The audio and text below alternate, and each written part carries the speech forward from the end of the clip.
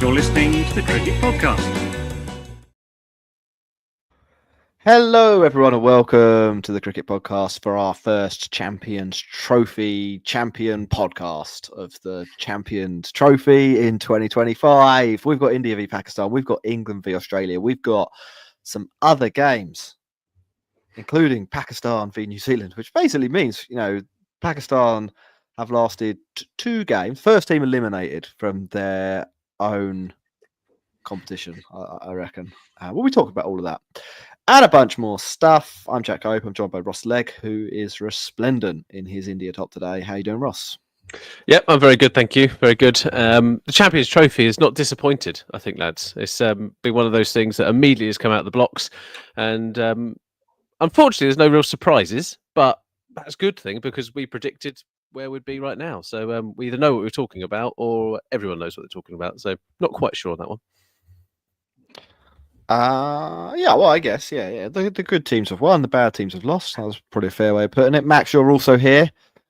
How excited have you been by champion cricket so far? I've quite enjoyed the pace of it, the one-day cricket. You don't get to see that much of it anymore, do you? So it's quite nice to see some actual competitive. Well, I'd say competitive. There was a competitive game, wasn't there?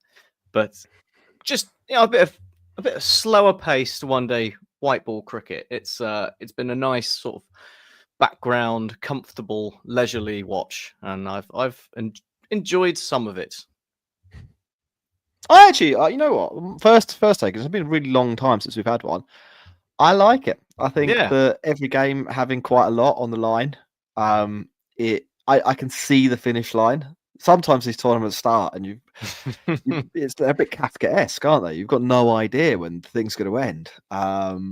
IPL's the classic one for that. But the World Cup in 2023, I think that went on for 2 months. It was really hard to determine at the beginning of the tournament whether any of the games mattered whatsoever. In this, I'm like, well, we had a must-win game on the first Sunday, and the hosts are out. That's good. That's drama. That's what we want. That's what I want anyway from a cricket tournament. It's got its limitations, but I've quite enjoyed the cricket. Let's do the games in order. I don't think we've got any reads today. We'll remind people that we've got a Patreon, patreon.com/the cricket pod if you want to sign up and support the show directly. But no reads. We'll start with Pakistan v India. That was today's contest. Max, you are summarising summariser as the Scottish James Bond would say. Sean Connery's given me that role. Sean Connery, there we are. Can you please summarise Pakistan v India in a Sean Connery accent, please? Yes, Jack. No, I won't do that. I'll leave the accents That'd be so good. It would really confuse people. He did a really good job of his impromptu South African accent. I am not going to try and do a live on-the-fly Sean Connery because it's not something I practice very often. But anyway, Pakistan versus India in the Champions Trophy, hosted by Pakistan in Dubai, because all of those things make sense. Pakistan won the toss. They chose to bat, and they didn't really get going, did they? They battled around for a bit, managed to not lose a wicket for 8 overs, but didn't really go anywhere. Then did lose a couple of wickets and rebuilt with Rizwan and Sal Shakil and got themselves into a position where you thought they were really in a spot where they could actually kick on and might be able to put up a bit of a challenging total for India. And there was a small moment where something in me thought, hey, hang on a minute, we could be in for a real ride. One of the great games of our time. But no. Kuldeep Yadav turned up, took 2 wickets in 2 balls.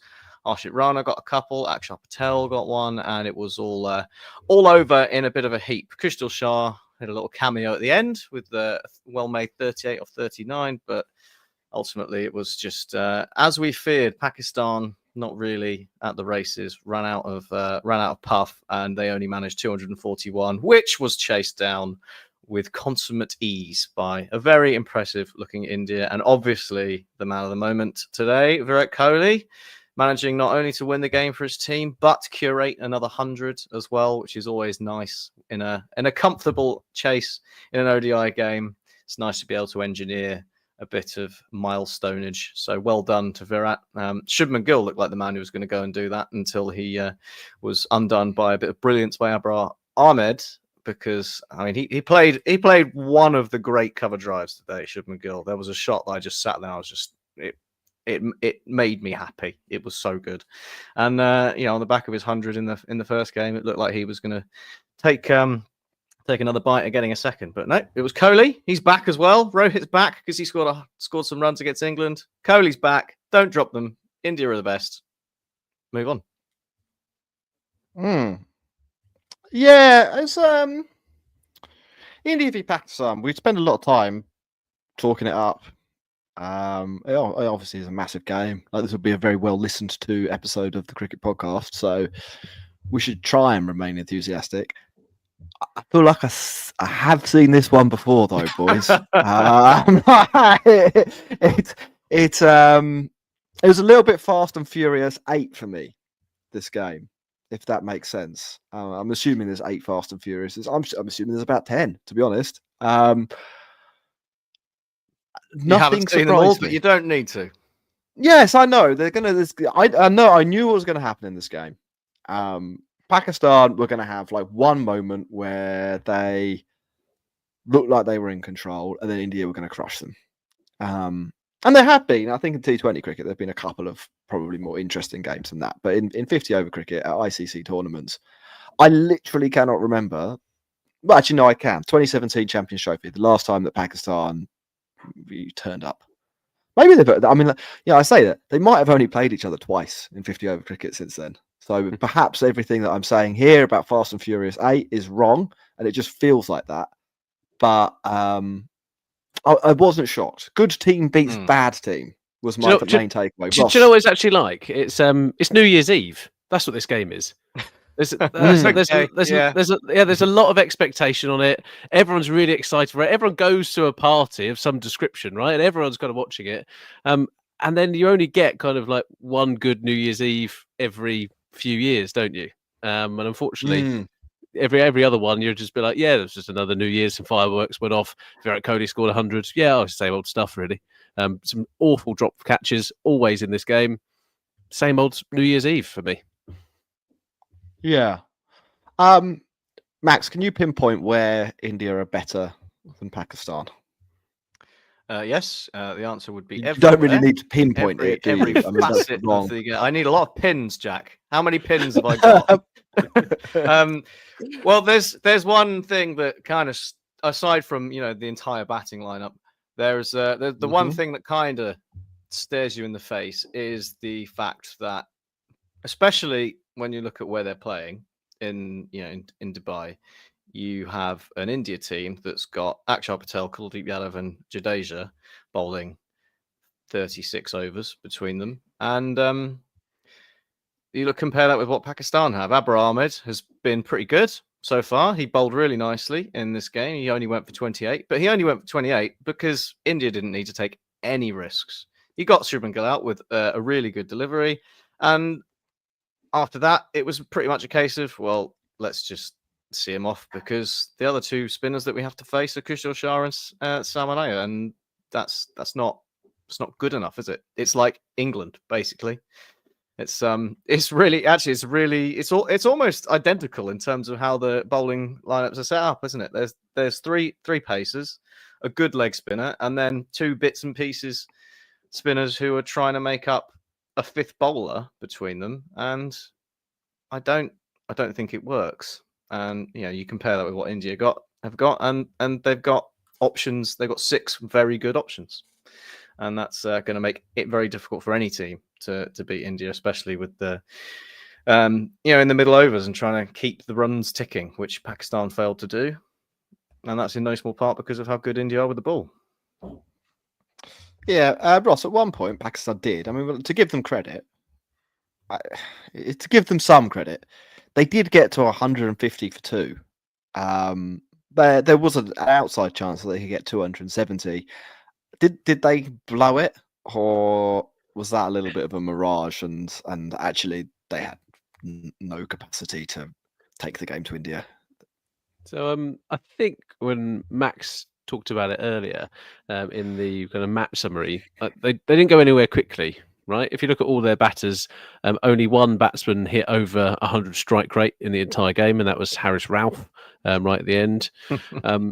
If you remember back to when Chris Silverwood was in charge of England, and we had Dom Sibley and Joe Denley, and we'd go nowhere quickly, but God, we'd face some balls. We'd dry that stuff up.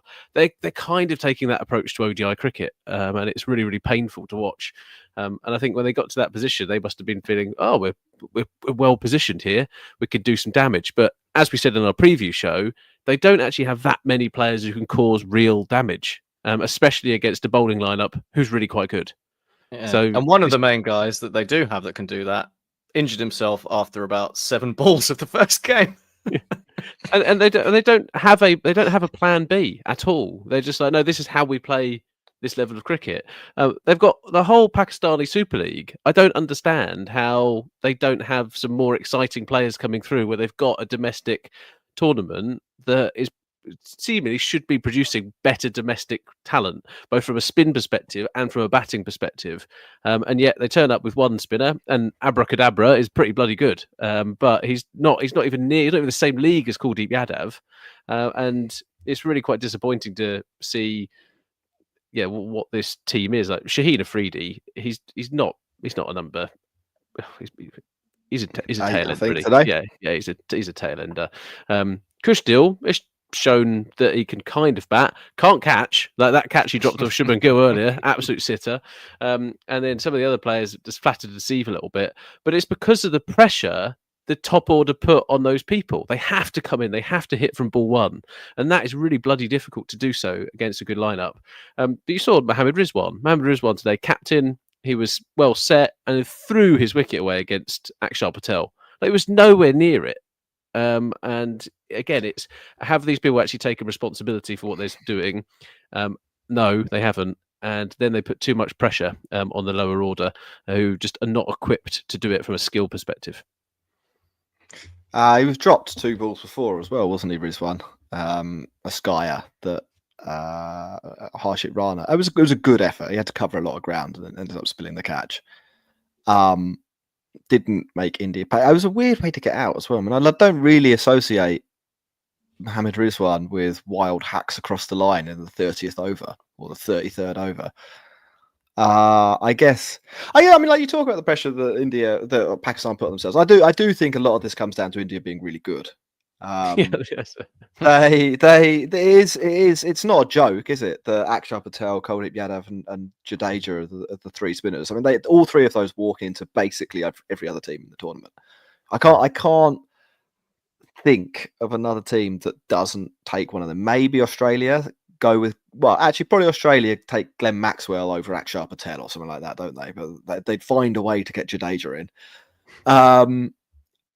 And that makes things tough. And then the not really the backup guys, but in these conditions they are the backup guys. Mohammad Shami, pretty good. You're not saying no to that, are you? Harshit Rana turning into a really effective white ball bowler, and Hardik Pandya bowled an excellent first spell.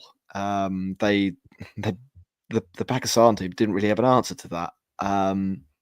What did he get? Babar Azam. Then he comes back later and gets Saud Shakil out, who's probably the only Pakistan player who comes out of the batting side with any credit. I don't know, maybe you give Kushdil some for nudging it round somewhat effectively. I don't know. You're watching the first innings. It just seems like a massive Kushdil, apart from Harris Ralph, Kushdil's the only one who hit any 6s in that entire Pakistan innings, so I think he gets a bit of credit for that. He tried. You give him some. Okay. I don't know. I'm going to be stingy with my credit. It was okay, wasn't it? They're just not very good. I mean, that's the main thing that stares you in the face. We've seen Pakistan twice. We expected them to lose twice. They have lost comfortably twice. India, you can say the exact opposite to all of that. They're a functioning team. They haven't even got Bumrah.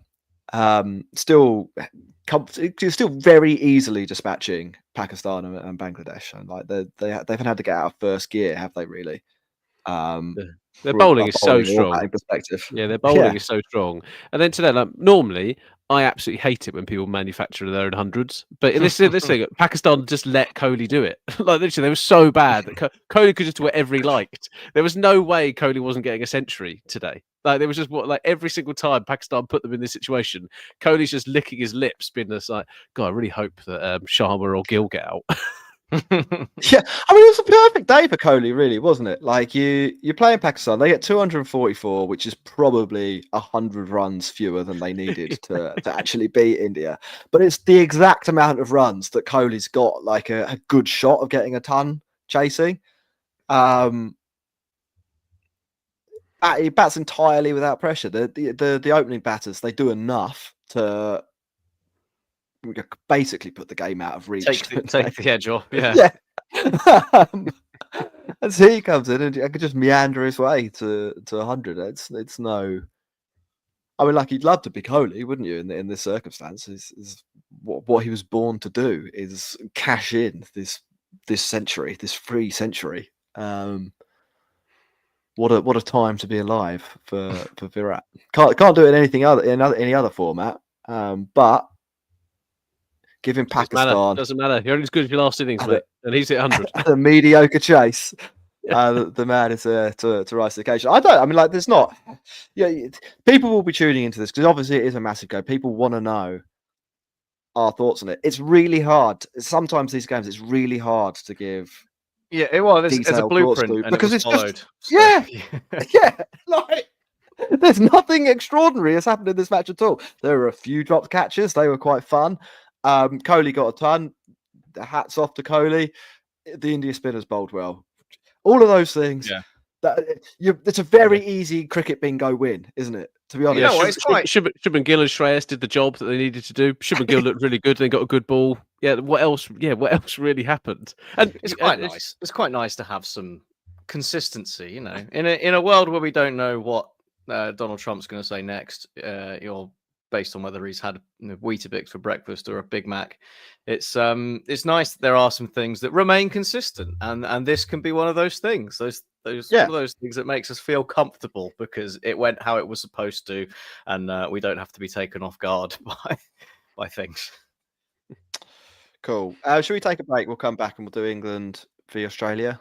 There's more India action later in the podcast for people who are excited about their trouncing, frankly, of Bangladesh. We will talk about that. In depth. We'll do ball by ball. Yeah, in depth. Ball by ball analysis of. I mean, Bangladesh probably closer to beating India than Pakistan. They put up more of a fight. Let's be fair. Yeah, yeah, like and they were 50 for 5. Yeah, they put up more of a fight, and they'd lost the game after about 20 minutes. Like it was. Anyway, yeah, England, Australia coming up. You're listening to the Cricket Podcast. Welcome back, everyone, to the Cricket Podcast. We're going through the matches from the Champions Trophy, the opening round, and a bit of fixtures. England, they got their tournament underway against Australia. For England fans, there are points in this game where it looked like maybe the corner had been turned, Max, but that isn't what happened. What did happen? Well, I'll tell you what happened. And it's a nice early lead for England in the Moral Ashes. It's England 1, Australia 0. Sorry, Max. Don't mean to. Could you do this in an English accent? Is that okay? We just need to. we need to give our fans what they want. So, if you just do an English, can you do it in an Australian accent? Well, good sir. If that's what you'd like, I could do it in a good old-fashioned English accent for you. Yes, of course. Yeah.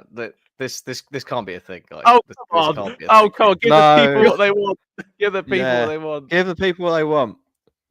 So we're going hoity-toity. I think so. Yeah, do it.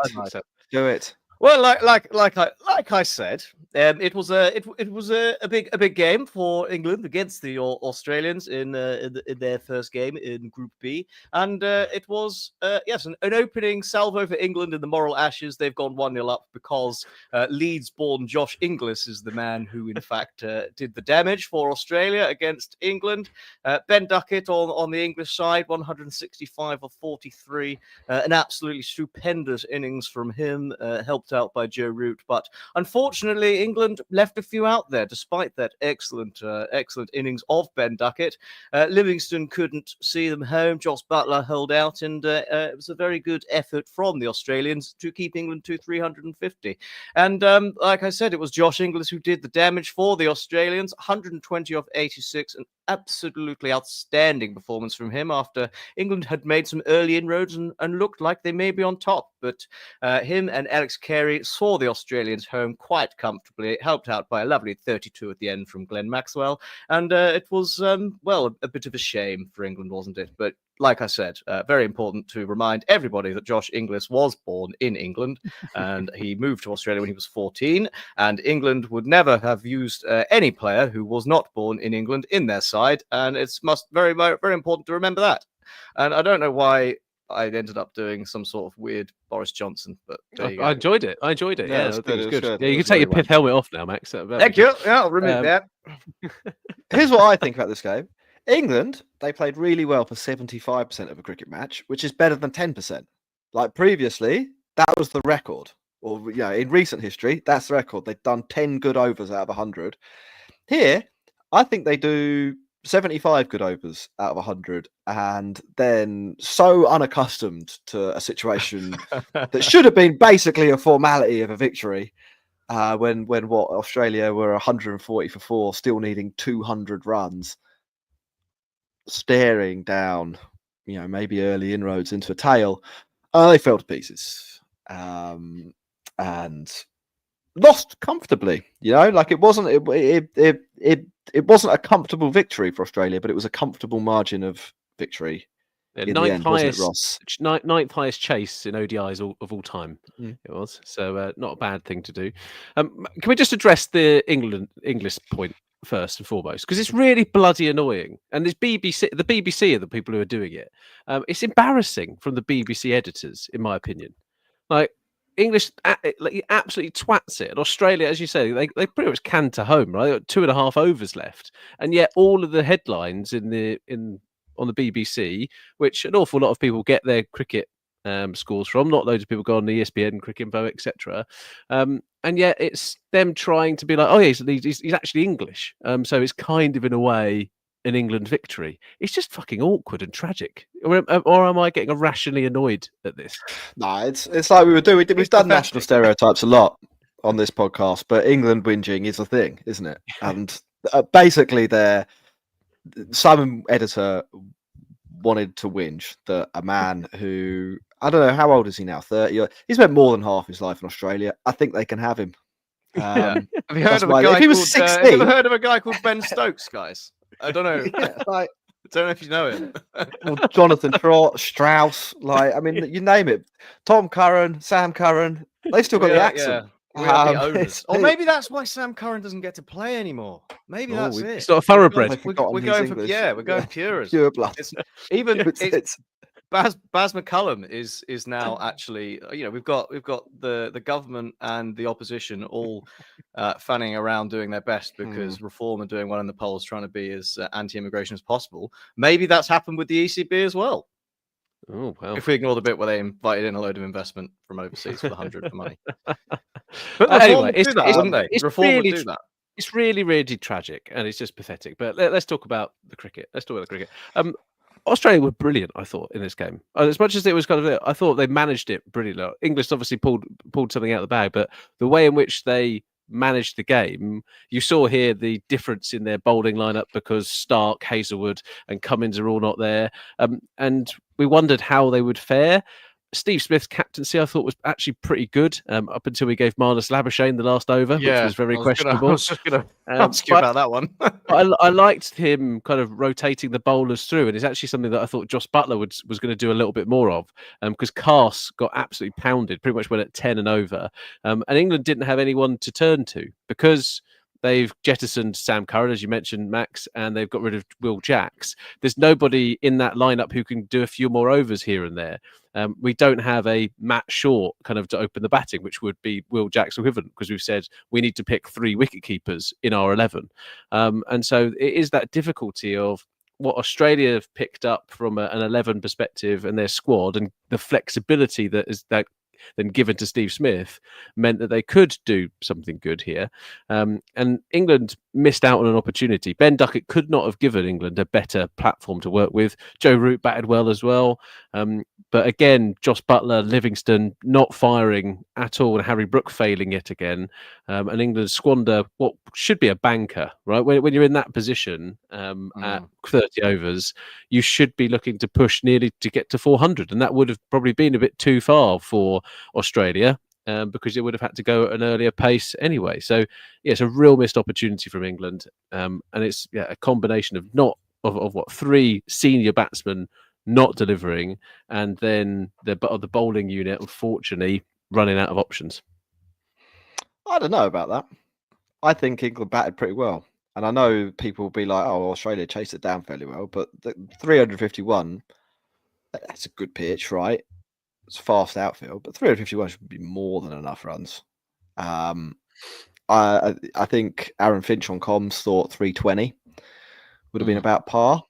And I think I'd probably agree with him. Like, I don't think 350 is a banker. And Ross, I get your point. Like, it would have been better if Butler had got 40 off 20. England had an opportunity. They were in the position score more than 350 and bat Australia out in the game, and they didn't quite do that. But that doesn't mean that their innings was bad.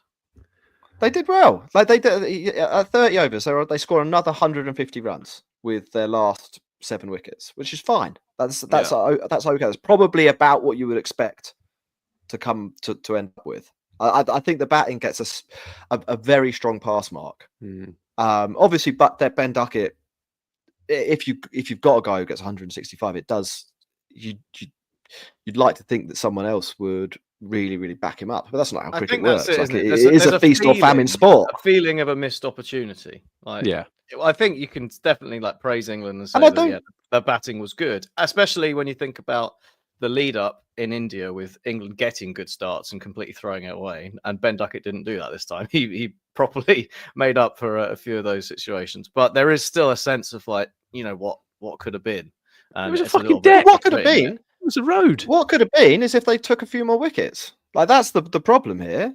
You have the other team, 4 for 136 after 22 overs. They're in real trouble. We did take another wicket. We did drop a really important catch, right? Jofra Archer dropped Carey when I think it was about 100 runs needed off about 70 balls. He was on 49, So that would have brought Maxwell in. And Australia will often win that match. Glenn Maxwell's good, right? Like, that's not like an absolute banker. But that's a big drop. And I think the other thing is England probably don't have the bowling firepower. They opted to put Jamie Smith in, didn't they? And not pick another bowler. They went with the three pacers, 1 spinner, and 2 part-timers, as Max said when we were talking about Pakistan.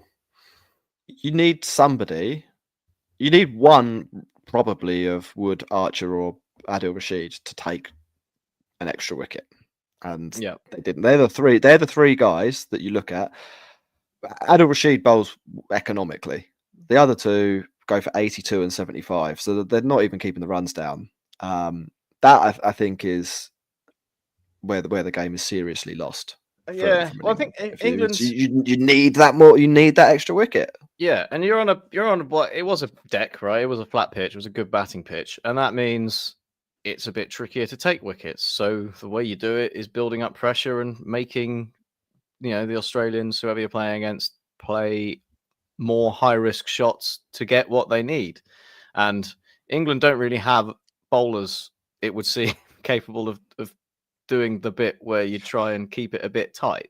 They are quite expensive, but they're expensive in the idea of trying to be exciting and take wickets, bowling fast. And if it's a bit flatter, that could be a bit of a problem. Maybe someone with a bit more guile, I don't know. Just some different plans, that kind of thing. It's just it was a lack. They were lacking I guess a different string to their bow, I think, with the ball, which is a limitation of what's available, I guess. But then we're quite one-dimensional in who we're trying to pick, though, in our pace department. Like, Nathan Ellis doesn't get picked for England. I don't think if England have Nathan Ellis as an option to pick him, they're not going to pick him in this lineup. And yet he plays in this Australia side, bowls 10 overs for 50 odd runs, bowls really quite well, mixing up and doing something different. England trying to put down almost 3 very similar bowlers. Yeah. Zampa's bloody good. I always forget how good Zampa is as well. Like he's actually really fun to watch as well. He's such a talented bowler. That Root wicket was a weird one, wasn't it? Because it looked like it was sliding down. Maybe it was just where Root was in the crease. That was an odd looking one. I tell you, he was gunned though. The umpire could not wait to give him out. Like literally, they hadn't even started appealing. The umpire was like, "See you later, mate." Yeah, I was really impressed with Australia. It was just that last over that obviously pumped it up, and it was nice to see Jofra hit some runs, and looks like Jofra's coming back into it, but his bowling not quite where it was before his elbow injury. Archer's batting makes me laugh. It is like it's like one of those guys who rocks up on a village game on a Sunday and doesn't play cricket but plays hockey or golf and has really good hand-eye coordination but absolutely no technique. And if it's in the right place, he just absolutely smokes it. And you just, what's going on? I don't know. This shouldn't be happening. I don't like it. I actually didn't think either of these teams were very good. Yeah, it was 700 runs hit. Yeah, I know, but it was. I think that's an indictment on how poor the two teams are. Really? Well, bowling wise, maybe. I think both sides have got pretty good. I think both teams pretty clueless at bowling. I'm not like Zampa. I think Zampa and Adil Rashid, I think, are good. I'm not sure any of the other bowlers. Russell, you made a good point about Nathan Ellis. Like that was the kind of bowler that would have been really useful. Yeah. In this, and turned out to be really useful in this situation. Somebody who could think a little bit outside the box and not just put it there. Bowling 90 miles an hour. I keep going to the fucking boundary. I'm going to do it again. I think letting England score 350 is a poor effort from Australia, and I think basically being in a losing situation after 122 overs against that bowling attack is also quite bad.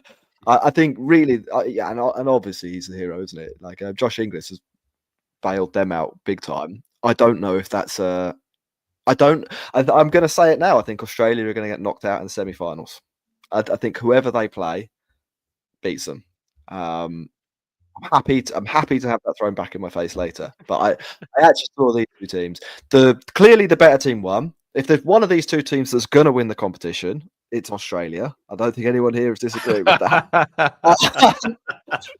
It's very similar in a way to the India-Pakistan stuff. Like this is two old enemies go at it. We get the traditional result. Like it's the traditional tactics, the traditional result, the traditional way of winning. Even like and a random seamer just picks up three for like literally just like this guy just comes in and you're just like, who's this guy? And he picks up three for, and they're not brilliant wickets either. Jamie Smith's dismissal, Max. I had my head in my hands. Oh god, it was bad. It was real bad. But I do think he did it 2 balls before. He literally did it 2 balls before and just got away with it. And then it was just like, put the shot away, mate. Just bat for a little bit of time. You've got time. It was cool. Clueless. Right, England have still got 2 more games, so we've still got 2 more podcasts worth of how England are shit chat. Yeah, let's not get it all out of the way in one go. And we could see Harry Brook bowl as well. That would be fun to see. Yeah, that would be good. Before we go to the break, Sal has sent us a super chat. Thank you, Sal. He says, "Is Virat the most clutch India cricketer ever? Even with the obvious weakness against spin, he still wins games." Obviously, my question is not. I think in ODI cricket, Virat is probably India's best ever player. I think in the other 2 formats, no, and I wouldn't even say he was particularly clutch. Would either of you? I mean, no. I mean, you don't. I know he's done some great things against Pakistan. In the concept of I don't believe in that, but like, you can look back and say, how has this guy? How important were these runs? Yeah. I would say against Pakistan, you maybe have a case there. I don't know if there's evidence elsewhere. Like Rishabh Pant has probably played more clutch innings in Test cricket than Virat Kohli ever has. As an example, I don't think that's a particularly outrageous thing to say. The guy scored like a bunch of amazing 4th innings, 50s and 100s. That's clutch, isn't it, in Test cricket? And then in T20 cricket, I don't know about the Bumrah, maybe. I don't know. He's just the best. Well, this is basically what it comes down to. This is every clutch thing comes He's down the to clutch who's the and best player. gearbox. That's Bumrah. Yeah. Bumrah's everything. He's the accelerator pedal, the clutch, and the gearbox. This conversation pretty much always comes down to who is the best, and I think India's best T20 well, if we're talking player ever is ODIs and probably Virat Bumrah. Kohli, it's a fair thing to say, isn't it? Yeah. You could throw Dhoni in the mix. Why not? Yeah. Anyway, we'll take a break. Dhoni's an example of like really unclutch, isn't he? There was a list of like all of his innings in like big trophy matches where he hasn't scored above a strike rate of 100. I think this was someone making the point that I make, that like it's just a narrative device to be like, this guy's amazing under pressure. Someone who'd done the research and been like, look, he fucked up all these times. Yeah. He did also not fuck up a lot. Like that was one of the other things he was good at, was not fucking up, basically. Right, look, we're going to take a break. We want to keep the show sort of roughly digestible because there's an onslaught of cricket, and we want to talk about it all. Back in a moment. You're listening to the Cricket Podcast. Welcome back, everyone, to the Cricket Podcast. We've got 3 more games to get through. We've got South Africa v Afghanistan. We have India v Bangladesh, and we have Pakistan v New Zealand. We'll try and get through the first 2 of those pretty quickly. South Africa, Max, they took on Afghanistan, and bit of a beating was dished out. Indeed, yeah, it was. It wasn't great for Afghanistan. Ryan Rickleton got a nice century for South Africa and set them on their way, nice and early, and by about halfway through, probably not even halfway through the South African innings, it was pretty clear that we were in a situation where South Africa were going to have too many runs on the board for this Afghanistan side. We don't really rate their batting very much, and so it proved. But I guess the one thing that's different is that it wasn't Gurbaz or Zadran that scored runs for Afghanistan in their chase. It was Ramat Shah, the one I think we pegged as like half a batter for the rest of the side. So maybe we were being get upgraded to full batter status. Yeah, well, he scored 90, so maybe 9/10 of a batter at this stage. I'm actually very disappointed that Ramat Shah didn't make it over the line, because had he scored 100, then we'd have had a single round of games, Pakistan playing twice, where only Pakistan didn't have a batter reaching a century. Unfortunately, we can't make up that pointless stat now, but we can still say that Pakistan are the only team who have a player who didn't even get close to scoring a century, because he got out in the 90s. I'm sort of rambling because there's not a huge amount to say, really. Afghanistan came out. They weren't good enough. South Africa's bowling is pretty good. Their batting looked pretty good. They looked like a very solid, competent outfit. And they had way too much for Afghanistan, and they've certainly put a stall out to suggest that they are the front runners in this group. If you believe what Jack said, I'd probably agree with that. England and Australia both being bad. I think Australia are necessarily bad. I just don't think they're good. I think they're like quite a flawed cricket team. Like any team that can send in Glenn Maxwell at 7 is pretty good, but also any team with that bowling attack is pretty bad. Yeah, so, they are missing some very key parts, aren't they? Yes, exactly. Like it's the England, I think England are bad at their best. England have chosen everyone. Not to go back to the last game, but I think I said in the preview that I wondered whether Australia's backup bowling attack might actually be closer to their frontline bowling attack than we all thought. And I'd probably say that I was back wrong. On that one. I would say that, like, no, it still appears that Australia's frontline bowling attack is better than their backups, even though they are now all 35. Why Spencer Johnson cut his hair? I think he had great hair before. And Zampa. They're literally like only cut it the other day as well. Bizarre. Yeah, we forgot to mention that on the maybe it's hot side, right? Shubman Gill's long locks. They look great. I think, did Mohammed Shami bring some extra hair back with him? I think Akshar Patel's also had some work done, by the way. Akshar Patel, I think, has also got going on. So I think there is some kind of hair doctor going around cricket at the moment, making a fucking fortune.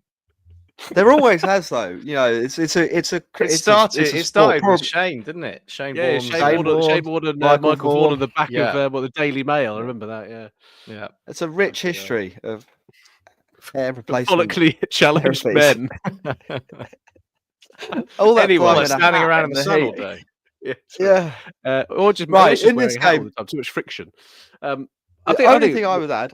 Mm. Go on, Ross. Go on. I You was going to say say, some I was stuff. really disappointed in Afghanistan. It's always I Yeah. get really excited about watching Mm. Afghanistan play because there is so much talent, especially on the bowling side.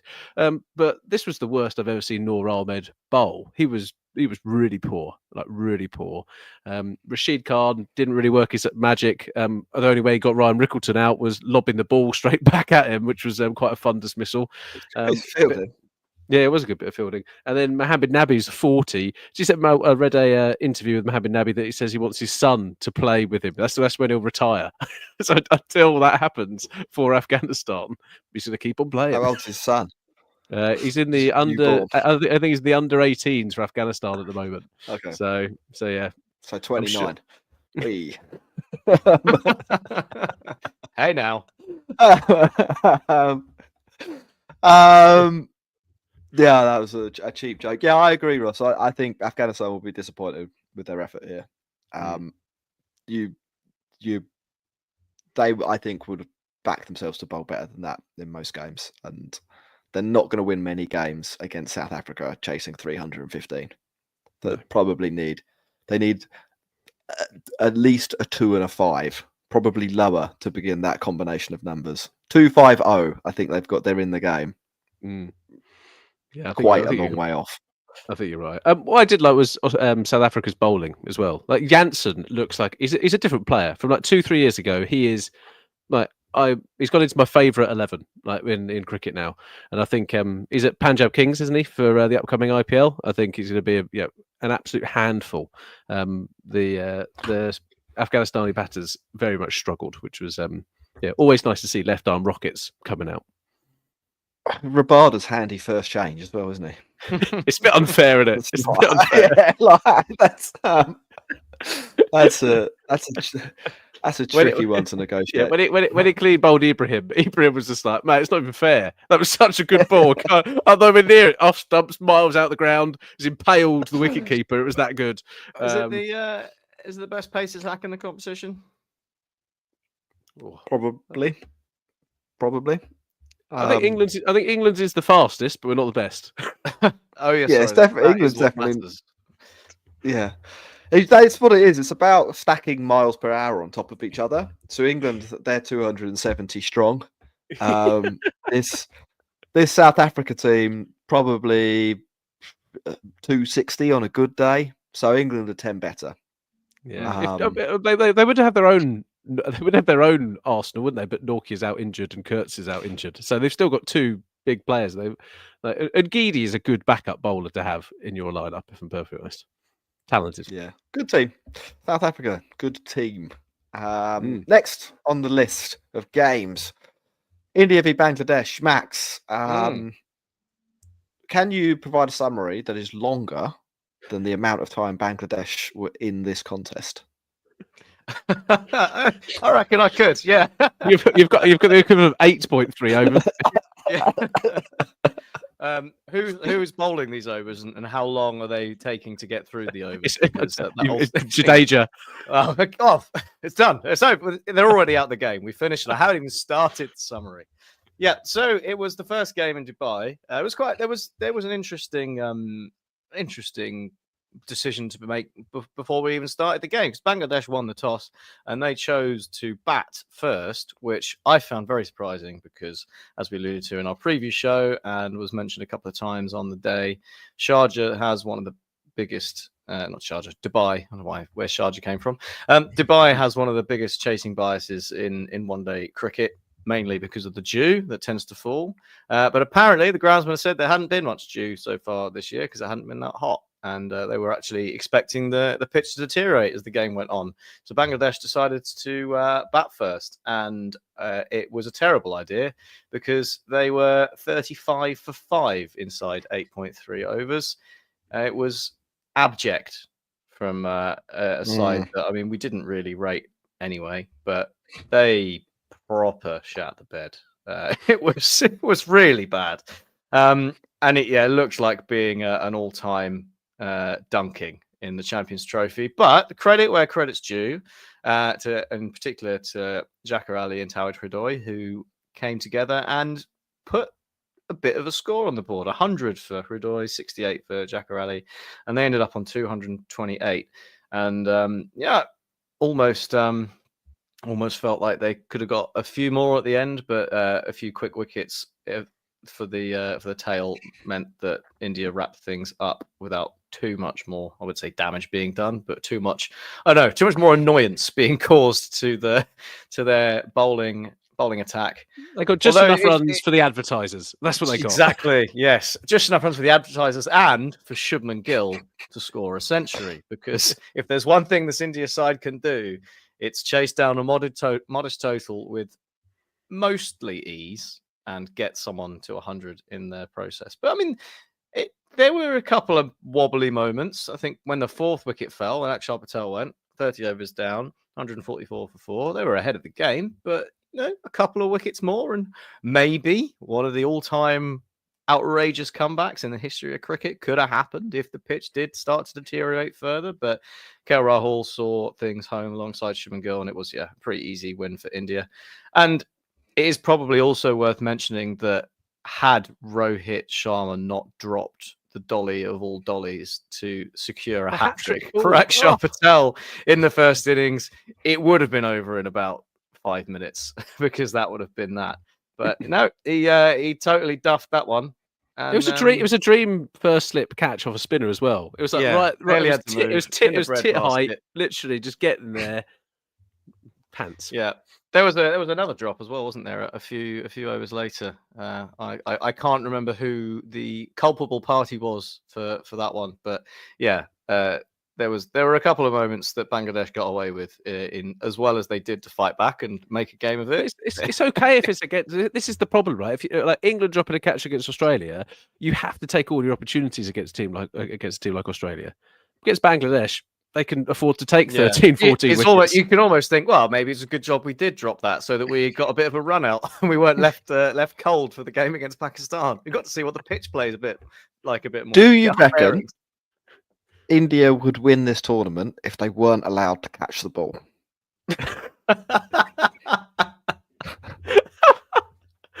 No, I think there's a chance, right? There's a chance. Anyone but their wicketkeeper, maybe. No one, unless the wicketkeeper. I reckon that would make things interesting. That would make things interesting. I think that's the level of handicap this tournament needs.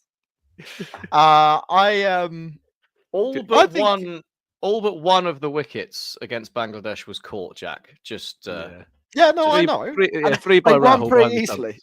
They won pretty easily. Like if they knew that nobody could catch it, so they had to bowl at the stumps. I think Bangladesh maybe get 15 more runs. Like I don't. That's so disrespectful. When teams do football warm-ups and they play like you're only allowed 2 touches to try and get people into the idea of moving the ball quicker. Maybe that's something that some bowling sides should try. Like we're going to play a game today where you're not allowed to catch the ball. You can only take wickets by bowling at the stumps. Bowlers might bowl at the stumps a bit more. It might could be a new, I mean that definitely happens in our cricket. For I Don't Like Cricket Club, we've got some people who are better at bowling, and they get so annoyed at not being able to trust the field, they just bowl at the stumps. It's a good. I think it's a good tactic. I think it's a good tactic in all cricket to refuse to catch the ball. Here's one thing I'd say. I know it didn't work that well to begin with. I think Bangladesh made the right call batting first. I think they read the conditions well. Yeah. They just fucked up massively in the first 10 overs. I think if they finished the first 10 overs 35 for 3, they might actually have been in this game. I think 250, 260 would then have been possible. I'm not saying they'd have got it. I think there's a good chance they fuck up some other way. But I think they at least have a chance at 250, 260. And I think the way that pitch did go after probably 75 overs of use, I wouldn't have really enjoyed coming in to bat, needing to score a run a ball even. Didn't happen though, did it? No, my money's on Bangladesh turning Pakistan over now. to complete the triple loss in their home competition. Trilogy. I don't know. The three It might be, if it's a complete road, then actually, if it's a complete road, Pakistan probably won't score enough runs, which we'll get to in our next summary. Cool. We'll take a quick break, then we'll come back and we'll finish off the opening round of fixtures with Pakistan v New Zealand. You're listening to the Cricket Podcast. Welcome back, everyone, to the Champions Trophy Podcast 1 of 2025 ICC Champions Trophy ICC Tournament. We have the logo for this tournament. Is so bad. Live from Ken's Mojo Dojo Casa House. This is day 5 of the competition, and Pakistan are already going home. The logo for this is almost worse than Pakistan's performances. I would say. It's the word champions with ICC sort of smashed over the top of the P. Is this the logo where they forget to put Pakistan on it, or? Forget. We've got one more game to talk about. It was the tournament opener. Yep. Pretty much a quarterfinal, wasn't it, Max? Yes, it was. Pakistan straight in against New Zealand for that first game. And I'm going to give us some credit here, Ross, because I think this one went almost exactly as we expected it to. New Zealand were highly competent. Centuries for Will Young, who I think is criminally underrated as a cricketer for New Zealand. He doesn't get picked. He's not the golden boy, but every time he comes in, he does seem to perform. And he did so again in this instance with a few wickets falling around him. And Tom Latham coming in as well with another 100, 320 for 5. They were just good. Glenn Phillips scored some quick runs at the end. They were set up. How they play, it was very New Zealand and very, just very competent. And it was an impressive effort from them. Pakistan came out. They didn't even try. They didn't even try and win. It was so annoying. Like it was pretty disgraceful, really. It was only towards the end when they started, hitting the ball around. I mean, Sam and I hit a quick 40. When the tail enders came in and started hitting it around, Harris Ralph hit 3 sixes. You were left thinking, if Pakistan what could have been? Tried to score some runs, they would have been in with half a shout of chasing this down, or at least putting some pressure on, right? Giving New Zealand something to think about, maybe forcing the bowlers into a mistake and having an opportunity at winning this game. But they didn't do that. They plodded along, didn't get themselves into a position where they had any chance. I think, I guess, some fairness, Fakhar Zaman injuring himself within the first over, just bending down and picking the ball up, wasn't ideal. He's the kind of guy that might have helped them get off to a start that would have given them a shout at facing it. And when he did eventually come in, he re-injured himself and was out soon after. So that's one, I suppose, thing that you can use as an excuse of sorts. But aside from that, Pakistan were poor. They showed no ambition. They did not try and win that game. And it was very disappointing. For the first game held in Pakistan in an international tournament for however long, it was a really big moment. And they didn't step up to the plate. And the occasion got to them. Yeah. And this was a completely competent team versus an incompetent team. New Zealand played almost like the perfect ODI in this space for them. Like everything was just clinical, just do the basics right. And you know what? We'll probably have a pretty good go at winning this because Pakistan aren't going to. Pakistan, they do not use the power play. It's like someone's not told them the rules, that there's less fielders on the boundary, and they're just like, do you know what? We'll play the leave quite a lot. They played 28 dot balls today in the power play. That's a record in the Champions Trophy that equals their own record set in 2017. Like, they're a fucking joke. They're an absolute joke, this Pakistan team. And it must be so frustrating for the Pakistan fans. But take nothing away from the Kiwis. This was blueprint New Zealand. Absolute blueprint. And they do it all the time. And yeah, even here with Kane Williamson getting out early on, didn't matter. They had some other people who are quite level-headed and know how to build an innings. And they just did it completely in the right way, Glenn Phillips exploding at the end. But take nothing away from Tom Latham, who also did that. Right, he really put the foot down, and best part of 40 runs off the last kind of 20 balls that he faced. So it was a brutal kind of. A brutal performance by New Zealand, exposing Pakistan. It was like an old school ODI innings for the modern day. That New Zealand effort. It was good. Yeah, it was good. So, welcome back, Jack. Yeah, my Wi-Fi ran out of battery, which is a combination your of Wi-Fi things. has battery. So that's where I went. The hamster stopped running, did it? Well, I did promise in the Discord there would be some sort of technological cock up, so it would have been remiss of us not to provide it. Oh, speaking of our Discord, you can get access to our Discord by signing up for patreon.com/cricketpod. And I lost a bet last year, gents, and right behind me on my right-hand shoulder is what I will be wearing for as many of the IPL shows. Oh, nice tease. Very good. And look at that. It is a beautiful Sunrisers Hyderabad kit. Max, I do have your CSK one behind me as well that I purchased online. So yeah, Sudeep, I'm paying up. Sorry, Jack. 3 matches coming up in the Champions Trophy. Bangladesh v New Zealand tomorrow. Will it be goodbye to Bangladesh and Kiwi door? I don't think you put the right batteries in by the sounds of it. I don't. Double A's? I can't see New Zealand losing to Bangladesh, Max. If I'm perfect. Oh, Jack's back. The batteries are. He's rubbed them. He's rubbed them in his hand. Yeah, it is winter. Yeah, I can't see anything other than New Zealand winning that game. Especially, Max, as you say, if it's a deck. I think New Zealand are going to fill their boots. But Bangladesh probably going to follow the same thing. If they win the toss, bat first, see what happens. But I can't see anything else other than that.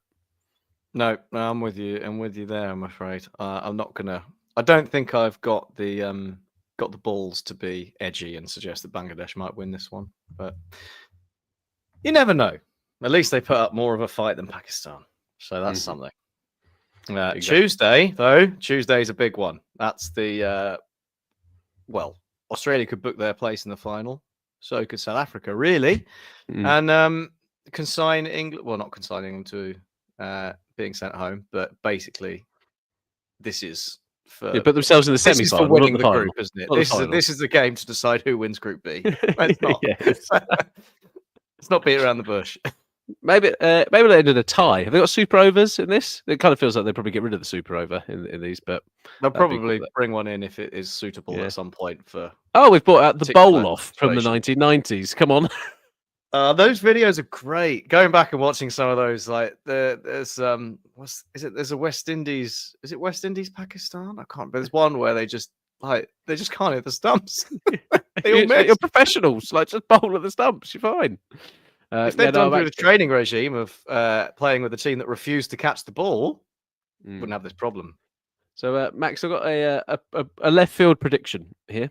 I think this Australia versus South Africa is going to touch on the previous highest scoring ODI. I think it's going to get that close. I think both teams have got such strong batting that we were going to see something pretty spectacular in Rawalpindi because of the motorway that they'll prepare for the game. Yeah. Well, yeah. I mean, it's not the worst shout. Both sides have got players capable of doing that. I think I don't know. I'd maybe back. I suppose Australia have got a better batting lineup, more suited for that.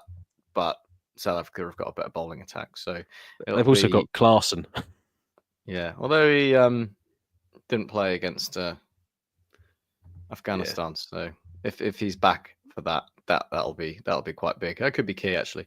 I want my head says South Africa are going to win this. There's something in my bones that's telling me Australia are going to somehow do this because it's what they do, isn't it? It's it's what they do. It's just what they do. They just win. They're born winners, mate. That's how it works. Anyway, we need to stop this. What about you? Where are you sat? What's your? I think that the South African bowling lineup is better than the Australian bowling lineup. But I think that Australia's batting is better. So I think if it comes down to the pitch, which I do think it's going to, and that is a deck, then the team that can hit the most runs is going to win. So it's going to be a bit tricky. You've done a fantastic job of saying absolutely nothing. Well, that's the life of a consultant, Max. So that was pure politics. That was. Yeah, I'm 50. I reckon one day, me in politics. I wonder if people would vote for me. I'm not sure they would, but yeah, I reckon there might be a full rotation of the Earth before we actually get to this game as well. I don't know where you are on that. Well, the sun is going to set and it will rise. So we'll see what happens when the new dawn When it breaks. rises, Ross will be clad in orange. Indeed. Max, I think we should probably wrap up. Look who's watching is in the chat. If you go to patreon.com/the cricket pod. In fact, I'm going to put it into the chat for you. If you sign up there, it's only $4, I think, a month. And it helps us actually run the podcast because actually StreamYard and that kind of stuff is actually quite expensive. So if you can do that, and then make sure that I can buy merchandise and wear it on the podcast and look like I'm a massive Sunrisers Hyderabad fan, which everyone wants to see.